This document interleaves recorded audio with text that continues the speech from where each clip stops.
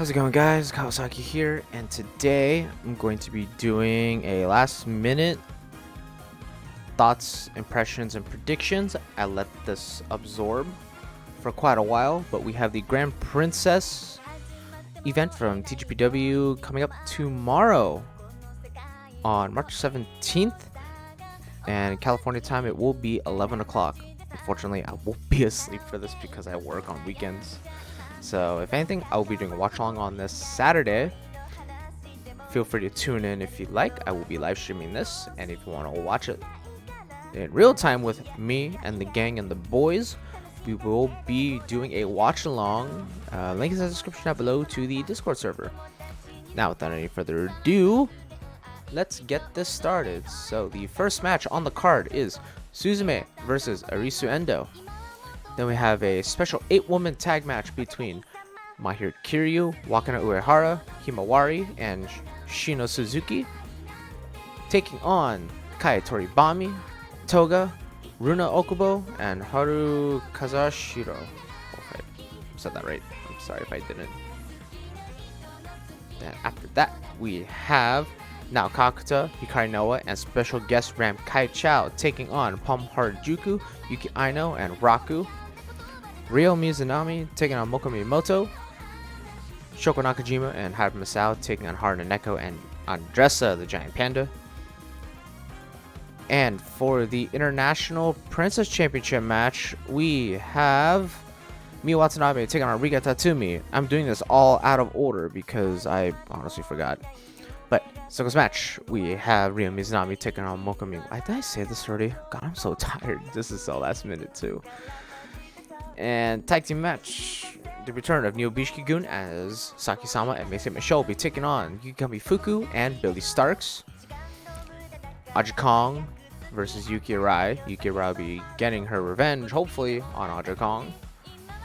And the 3 title matches on this card. We have the Princess Tag Team Championships on the line as Wasteland War Party's Heidi Howitzer and Maxine Paler will be taking on the team of Maki Ito and Miyu Yamashita. And in your main event, we have Yuka Sakazaki versus Mizuki for the Princess of Princess Championship match. Now, so I'll be going through each one and kind of give like my pick on the matches. So, kick things off. Suzume and Arisu Endo, tag team partners known as Daisy Monkey, or as what we like to call them, Daisy Kong Country 64. Suzume and Arisu Endo. It's been quite a while since they've actually went against each other in a one-on-one matchup. I believe it was before they even became tag partners. Arisu Endo has drastically improved in her in-ring skills, able to actually pick up a few wins this year. And Suzume, tag partner, pretty much mentor, friend, and whatnot. In this case, Suzume has nothing to lose and pretty much all to gain with a win. Arisu Endo, a win over Suzume would definitely raise her credentials and levels up. I would personally say between Arisu and Suzume, it would be it would be great to have Arisu win, but I just have that feeling that Suzume will sneak in that win. So my pick, Suzume.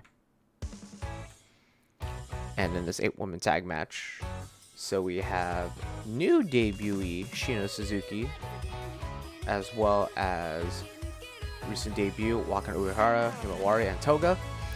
And the newest trainees, Runa and Haru, will be making their debuts at Grand Princess, which is quite the task, quite the feat.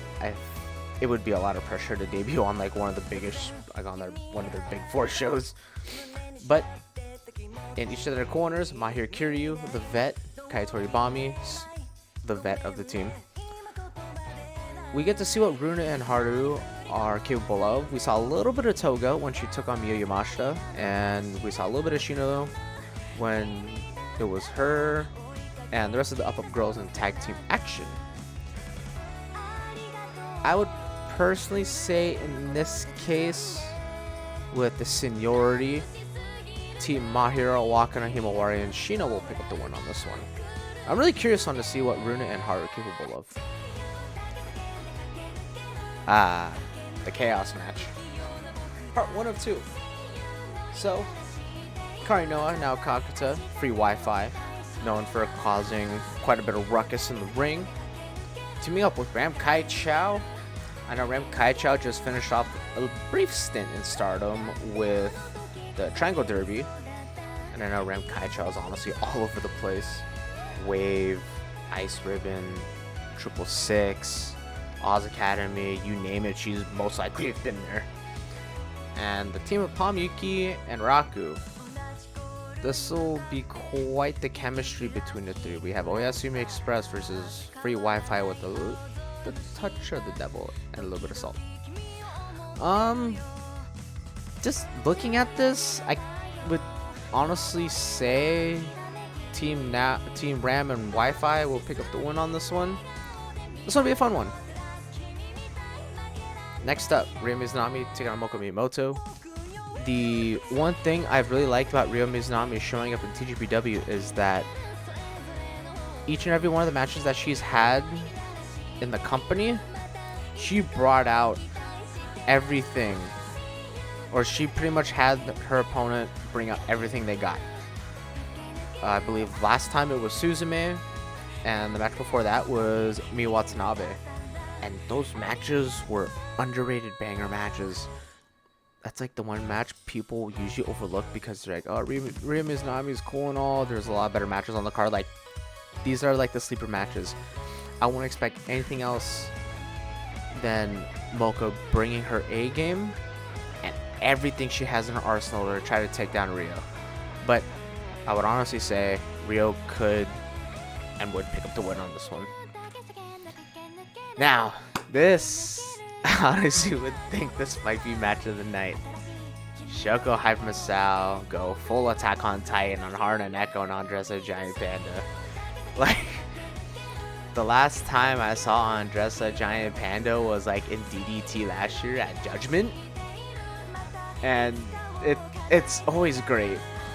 But if I could find that poster for this match, like, it is quite it's quite the sight to see. Oh, I have it right here. But I do have to say, with either bullshittery or shenanigans, I could see Shoko and Hyper Masao win it, but due to the sheer size of Andressa Giant Panda, I think Shoko, or I could honestly see, I mean, me personally, I would want to see Hard and Echo and Andressa Giant Panda win, but I have a feeling Shoko and Hyper Masao would win. But look at this poster. This is probably one of the craziest posters. Honestly, a big favorite. So yeah, as I say, Shoko, Hyper Masao pick up the win. Now, in your first of 3 title matches, Miyu Watanabe is set to defend against Rika Tatsumi. She is, I believe, taking on Trisha Dora. I forget who other contenders are. This is really bad and awkward on my end. But Miyu Watanabe has successfully defended it against international stars. And now she's taking on none other than her tag partner, Rika Tatsumi. So in this case, if Miyu wins, then she can bring it out to the US and defend it at the TJPW and LA show, which is high stakes.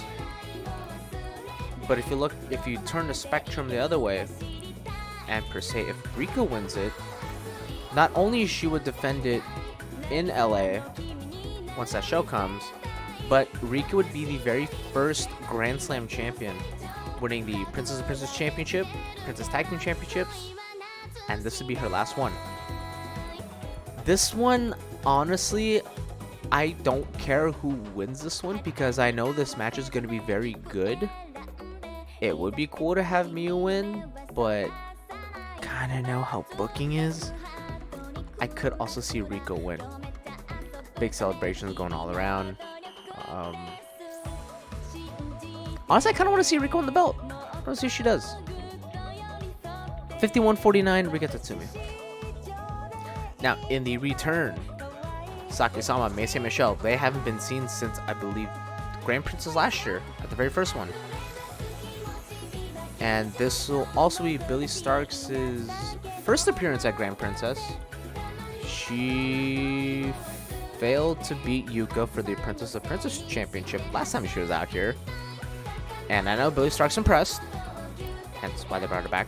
She is now tag teaming with fellow Ohio native Yuki Kamifuku. But I think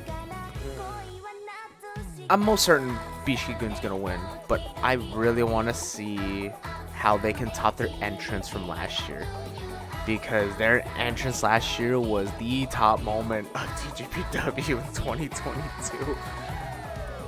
So my edge, Bishigun, but I want to see the entrance has to play a factor in this. Next up, Aja Kong, Yuki Arai. Yuki Arai has fell to Aja Kong, I believe, on 2 occasions. Originally, this was supposed to be a triple threat match, but Juri Nagano is on the shelf right now for injuries. So now it is Aja Kong, Yuki Arai. Yuki Arai has a lot to prove to Aja Kong if she were to pick up the win on Aja Kong. Aja Kong, honestly, nothing to lose and whatever to gain, I guess. It would be pretty cool if Yuki Arai won, but knowing the presence, the name, in-ring work experience, I could see Aja Kong edge out Yuki Arai. It would be nice if Yuki Arai did win though. My mind, Aja Kong, but my body, Yuki Arai. Aja Kong picks up the win. Now, in your co-main event, Maxine Taylor, Heidi Howitzer versus Makito and Miyu Yamashita. Maki and Miyu won the Max Heart tournament this year, thus giving them the #1 contenders shot at the tag team championships. Maxine Taylor, Heidi Howitzer won the belts off of Saki Kai and Yuki Arai, Reiwa Double A Cannons, and they have defended it, I believe, 2 times in the States. I could be wrong. I know for sure they've defended it. And Maki and Miyu next in line. If you look at it on one side, Maxine Taylor, Heidi Howitzer, more so likely one of the more dominating tag teams that have stepped foot in TJPW. Also more dominant foreigners to step in AEW or TJPW. God, I'm so tired right now. And them winning, I simply don't know who would dethrone them at this very moment. But if you flip it and have Maki and Miyu being the ones that are more likely ready to dethrone Wasteland War Party, it would be Maki's first tag belt and I believe Miyu's second? I could be wrong on that one. But the only real catch, Miyu is out. Miyu will be out of TJPW for 2 months for an excursion here in the US. As you were all able to see on Twitter, Miyu Yamashita has taken multiple bookings out here, DPW, Impact, Prestige. Like, again, the list could possibly go on. She could be doing work with AEW. So if Miyu and Maki win the belts, they're not going to be able to defend it until Summer Sun Princess, which is in July, assuming. And Max and Heidi, I don't know when they'll be coming back to Japan. But they could be, they'll most likely be defending the belts outside TJPW as well. And the real question is, who would even be next? The biggest factor for me is with Wasteland War Party retaining. That's my pick. The biggest reason why Wasteland War Party is retaining is because Maki Miyu won't be able to defend it for at least like 2-3 months. Miyu will be out in the States. Maki will be going to the States and Japan, most likely back and forth for potential GCW events. And at least with Max and Heidi, they're there as a team to defend and hopefully retain the belts. So winner of this match, Maxine Taylor, Heidi Howitzer, Wasteland War Party. And lastly, your main event, Yuka Sakazaki versus Mizuki for the Princess Championship match. This match has history. They actually had this match in 2020 at the first Wrestle Princess. Again, same thing as for the belt. Yuka was a champion, Mizuki was a challenger, but Mizuki got to this point from the Princess Cup. And Mizuki has failed to defeat Yuka at that time. And I know, me personally, I still think Mizuki is long overdrawn to win this belt and just give her like her own singles run. Yuka won the belt from Shoko at Wrestle Princess last year and won the Princess Cup last year. Mizuki was kind of just cast it aside. Yuka was out in the States for about a month working shows. I believe it was AEW. Mizuki was there, Japan, the whole time, pretty much carrying Magical Sugar Rapids on her shoulders. They didn't really build this match. Like, they're barely building it now. It's kind of alarming. But I really hope they have a slobber knocker of a match as they did the first Wrestle Princess, because that match was really, really good. If you have yet to watch it, I honestly recommend it. It might be on the TJPW YouTube channel still, or it's on Wrestle Universe. But if you haven't watched it, I highly recommend watching it. And my personal pick with booking, okay, that's Booker's perspective, I could see Yuka win this and retain, since they are coming to America as a tag team to take on Miyu and Maki at the main event of the TJPW LA show. But I want change. Each one of the 4 pillars have held the belt. It is time to change that. The last non-pillar that's held the belt was, I believe, you and Reika Saiki, and that is it. Other than that, it was just the 4 pillars playing hot potato with the belt. Mizuki is more than qualified, in my opinion, to hold the belt, at least beat Yuka for it, and it pushes Mizuki to be like one of the next faces of TJPW. When Yuka, Miyu have appearances in the US and they won't be there, we have someone that can actually be at this promotion to defend the belt any given time, and they're not out in the US or out on an excursion. To me, at this moment, this feels like the build-up between Kazusada Higuchi and Konosuke Takeshita for the KOD Openweight belt that they had last year. Konosuke wanted to bring the belt and show, like, everyone what DDT is all about, and have more international exposure with DDT by bringing the belt to the US. On the contrast, we have Kazusada Higuchi that wanted to not only show off what DDT is capable of by holding the belt, but he wanted to do that in Japan. Like, if you can kind of see the similarities in a sense, Yuka been going to the US for shows, PWG, AEW, Mizuki. At times, I believe she's only had one appearance, and it was DPW, but that was it. She's not signed to anybody major besides TJPW.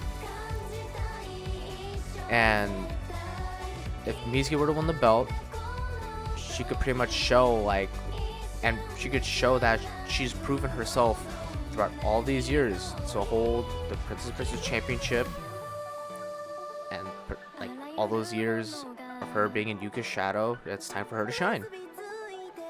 So my pick to win this championship match is Mizuki. So those are my picks for Grand Princess predictions. Let me know what your thoughts are in the comments below. I will be watching this on Saturday, and I'll be doing a coverage video on TJPW in the US. I will be at that show, but we'll get to that when the time comes. So thank y'all for watching, and I will catch you guys in my next stream for Grand Princess. Peace.